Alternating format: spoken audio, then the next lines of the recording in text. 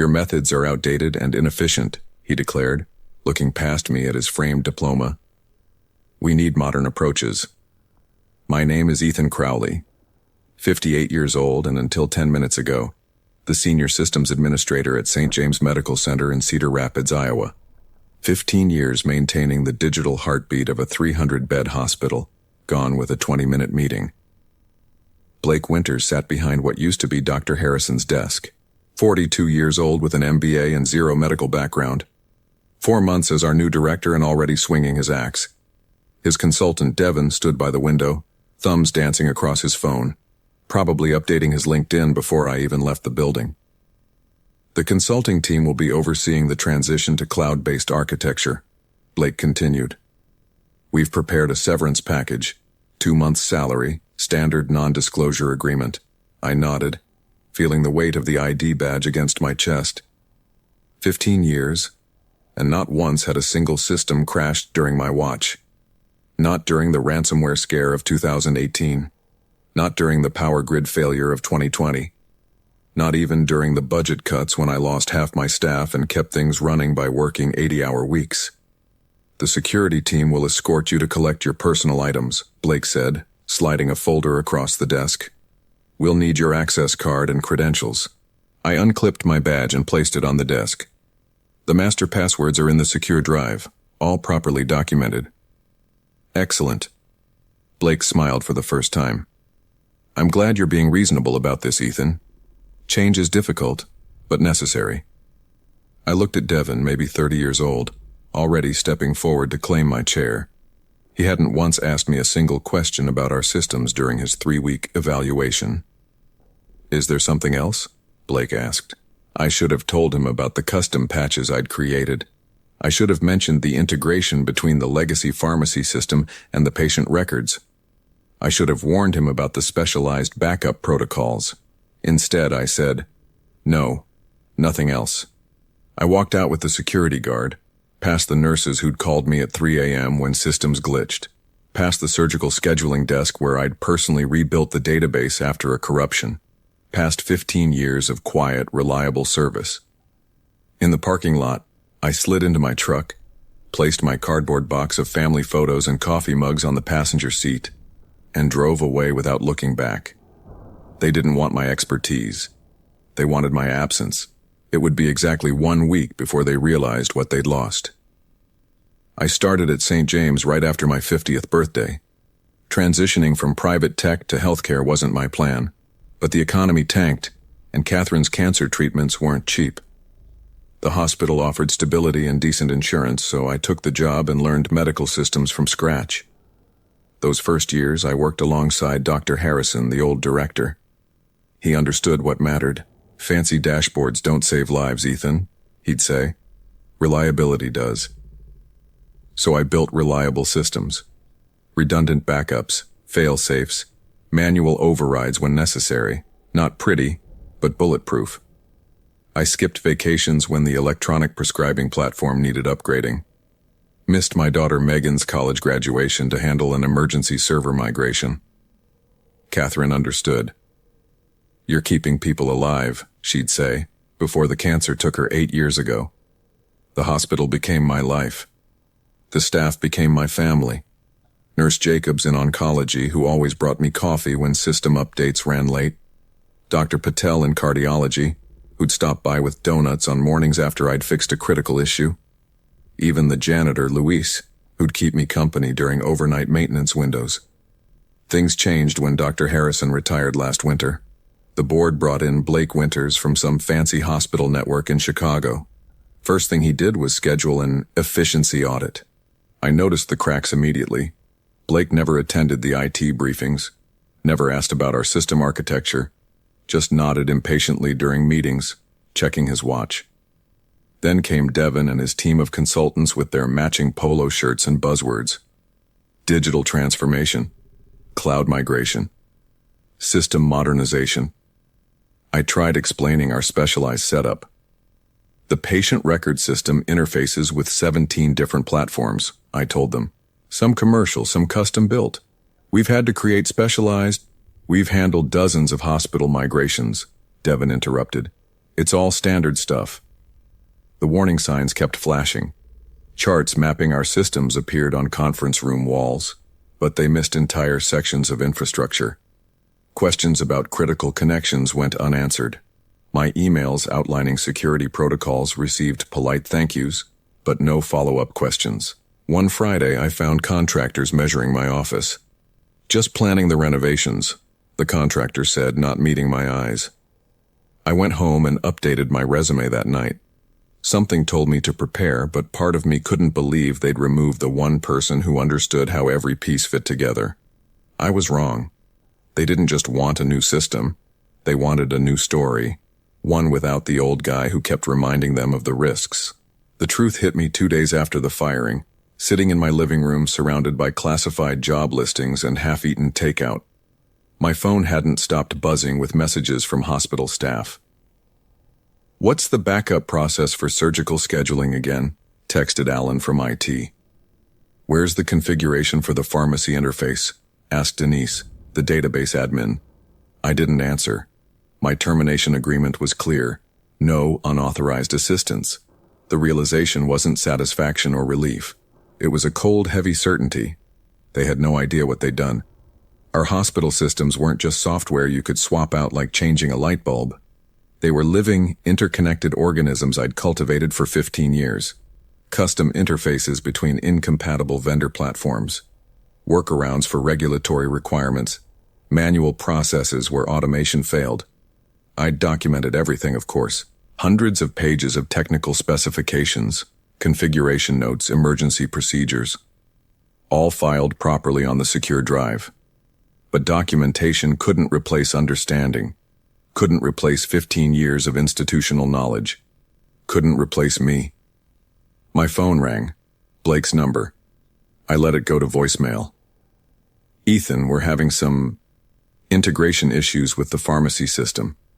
Just a quick question. Call me back." I deleted the message and poured another cup of coffee. 3 more calls came through that day, each voicemail more urgent than the last. I deleted them all. That evening, Dr. Patel called from his personal phone. "Ethan, did you hear what happened today? Emergency department couldn't access patient history for a trauma case. Had to call previous hospitals directly. Took 40 minutes to get medication allergies." I closed my eyes. "No one was hurt?" "Not this time," he said. "But Blake's new team is struggling. They're talking about rolling back to paper records temporarily." I felt a strange stillness settle over me. Not revenge, not satisfaction, just clarity. For 15 years, I'd been invisible when things worked perfectly. My sleepless nights, missed family events, and constant vigilance meant the hospital ran smoothly. That doctors could treat patients, that nurses could administer the right medications, that lives could be saved. All that mattered was keeping the system alive, and now the system was failing. "I'm sorry to hear that," I said carefully. "Blake's been asking if anyone has your personal contact information," Dr. Patel continued. "The consultant team seems overwhelmed." I thought about the specialized backup server hidden behind a maintenance panel in the server room, about the paper documentation in the fire safe in my old office, about the authentication chains that would start expiring in exactly 12 days without manual renewal. "I wish them luck," I said. After hanging up, I walked to my desk and pulled out a business card I'd been holding onto for years. Jennifer Walsh, Director of Technology at Riverside Medical Center. She'd tried recruiting me 3 times over the years. I didn't want revenge. I just wanted to be somewhere my experience was valued. I picked up the phone and dialed. Monday morning, my email inbox exploded. 17 messages from Blake with increasingly desperate subject lines. Quick question about patient database. Urgent, cardiology system failure. Critical, need emergency assistance. I read them all but responded to none. My severance agreement didn't obligate me to fix their mess. The last email finally dropped all pretense. "Ethan, name your consultant rate. Whatever you want. We need you back ASAP." I was halfway through composing a very professional decline when my doorbell rang. Blake Winters stood on my porch, tie askew, eyes bloodshot. "Ethan," he he said, forcing a smile. Thanks for seeing me. Can we talk? I let him in, offered coffee, and waited. We've hit some unexpected complications with the system transition, he began, clutching his mug. Devin's team is working around the clock, but there are aspects of your architecture that are proving challenging to navigate. I nodded. I documented everything thoroughly. Yes, the documentation is there, but he leaned forward. Some of these customizations, these interconnections between systems, they're quite unique. Translation: they couldn't make sense of 15 years of specialized work in 5 days. Yesterday, oncology lost access to treatment protocols for 6 hours, Blake continued. The day before, billing and insurance verification went down completely. We're facing serious compliance issues, potential patient safety concerns. I sipped my coffee. Sounds like the modernization is going well. His face tightened. Ethan, I'm prepared to offer you a 6-month contract as implementation consultant. Double your previous salary. We need you to help with the transition. The offer was almost insulting. After firing me, he expected me to come back and train my replacements properly. I'm afraid I've already accepted another position, I said. Blake's coffee mug froze halfway to his lips. Another? Where? Riverside Medical Center. Riverside, but they're our direct competitor, yes. Blake set down his mug. Ethan, be reasonable. You built these systems. You know them better than anyone. We're talking about patient care. That stung because it was meant to. 15 years I'd put patient care above everything. My family, my health, my life. I agree, I said carefully. Patient care is paramount. That's why I recommended against rushing a system migration without proper transition planning. I believe that email is included in my documentation. Blake's face flushed. The board wanted immediate action. Modernization is necessary for our long term. I start at Riverside next Monday, I interrupted. I wish you and your team the best of luck. He stood up, desperation replaced by anger. Your severance package includes a non-compete clause. You can't work for a competitor for 6 months. I smiled for the first time. Actually, it doesn't. I had my lawyer review it before signing. There's a non-disclosure agreement, but no non-compete. I'm free to work wherever I choose. Blake's expression darkened. This is about revenge, isn't it? Making us suffer because I let you go? I walked to the door and opened it. This is about finding somewhere that values 15 years of expertise instead of dismissing it as outdated and inefficient. Good luck with your modernization, Director Winters. After he left, I sat down and finished my coffee. I didn't feel triumphant or vindictive, just tired, and a little sad. My phone buzzed with a text from Dr. Patel. Administration in full panic mode, 3 departments down, board emergency meeting called.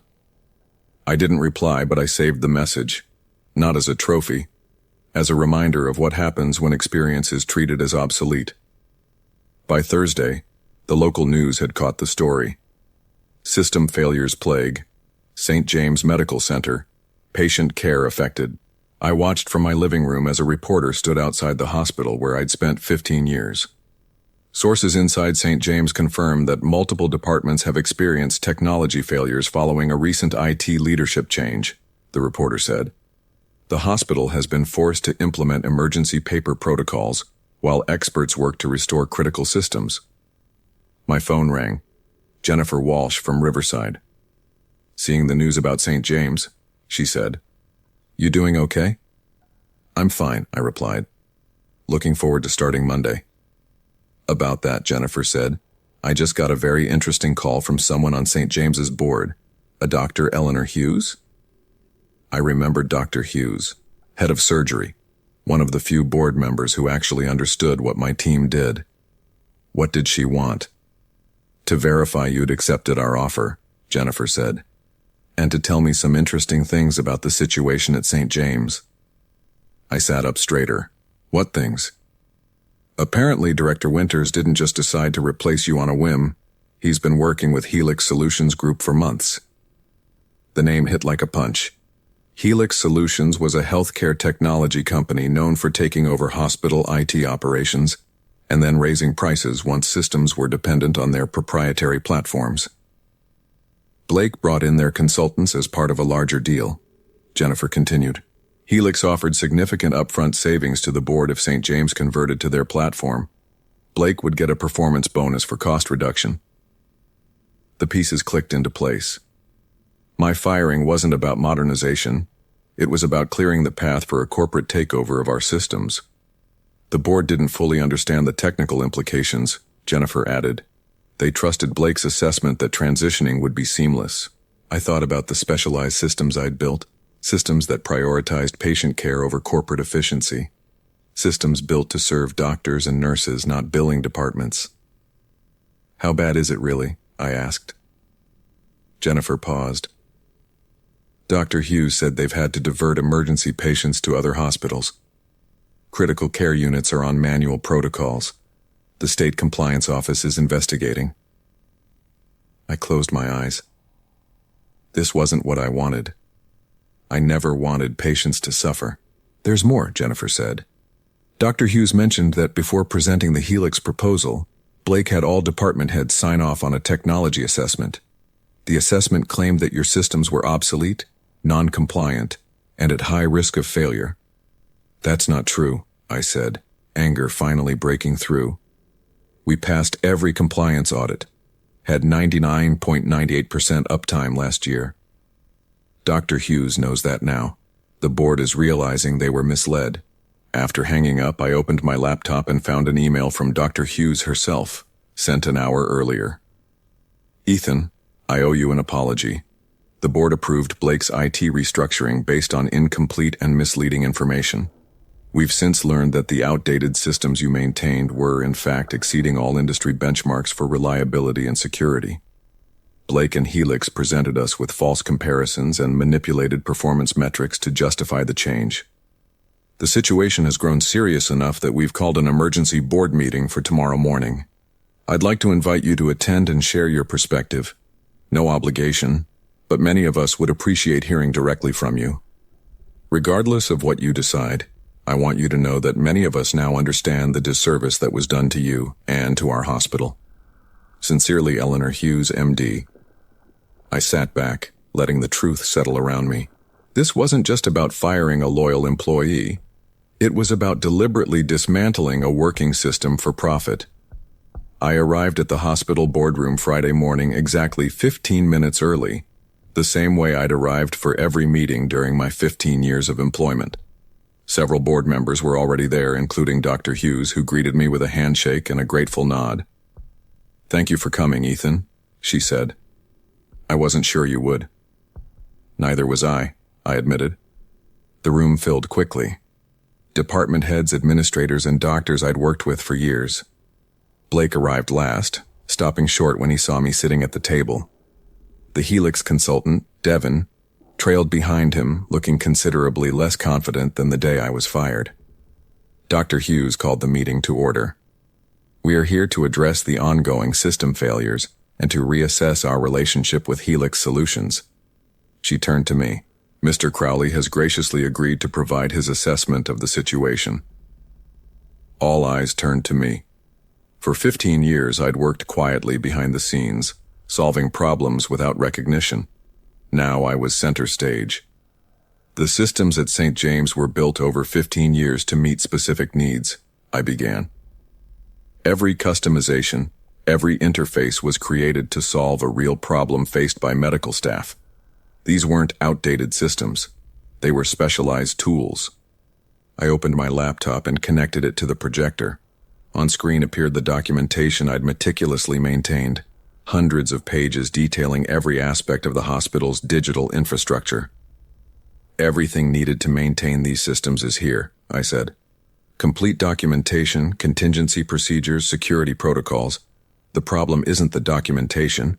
The problem is that Helix's platform isn't compatible with the specialized systems this hospital relies on." Blake interrupted.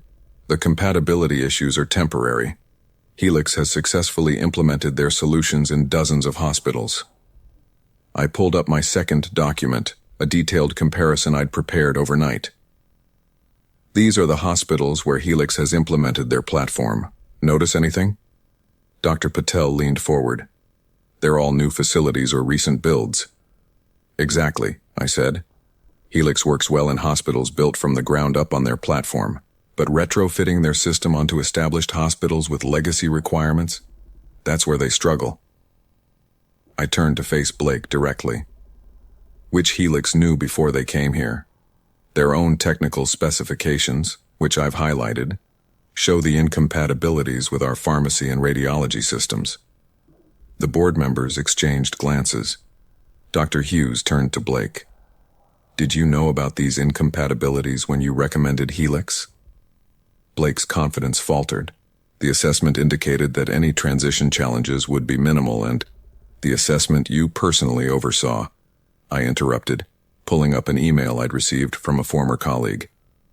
The same assessment where you directed staff to emphasize system vulnerabilities and minimize stability metrics. The room grew silent. I hadn't come for revenge, but I had come for truth.